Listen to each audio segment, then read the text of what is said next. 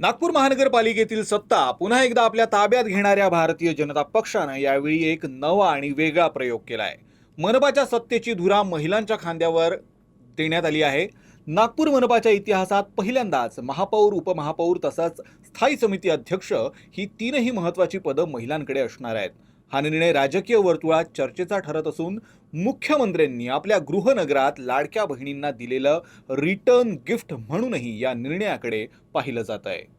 आज या ठिकाणी नागपूर महानगरपालिकेमध्ये स्टँडिंगच्या हॉलमध्ये महापौर पदाचा फॉर्म भरला आहे आणि पुन्हा एकदा आमचं सर्व शीर्षस्थ नेतृत्व माननीय गडकरी साहेब, फडणवीस साहेब, आमचे सगळे आमदार मते साहेब, खोपडे साहेब, दटके साहेब, माननीय अध्यक्ष दयाभैया आणि सर्वांचे मनापासून आभार व्यक्त करते।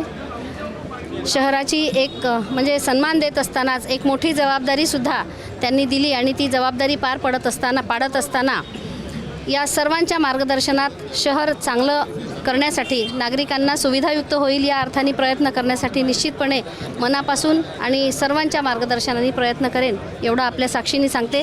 आपणही ते निश्चितपणे आपल्याही सूचना ज्या येतील त्या सर्व गोष्टींचा निश्चितपणे विचार करणार। एक आनंद की बात हो गई है, बहुत आनंद हो रहा है। इसके लिए हमारा शीर्ष नेतृत्व माननीय गडकरी साहब, माननीय देवेंद्र जी फडणवीस साहब, माननीय हमारे पालक मंत्री चंद्रशेखर जी बावनकुळे साहब, हमारे अध्यक्ष दयाशंकर भैया तिवारी जी, हमारे नेता माननीय मोहन भाऊ मते, माननीय प्रवीण जी दटके, इन सभी का मैं तहे दिल से आभार मानती हूँ कि उन्होंने हम पर विश्वास जता के हमें फिर से इस नागपुर महानगर पालिका में काम करने के लिए भेजा है। जगाच्या इतिहासात पहिल्यांदाच 9व्यांदा महिला वित्तमंत्रीने आपला बजेट मांडला।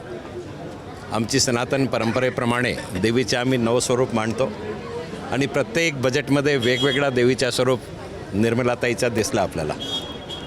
हा एक संयोग आहे की कालच तो जगाचा इतिहास घडला आणि आज भारतीय जनता पक्षाच्या नागपूरची पूर्ण कोर टीमने निर्णय घेऊन नागपूर महानगरपालिकाचे 3ही पदांवर महिलांना बसवण्याचा निर्णय घेतला।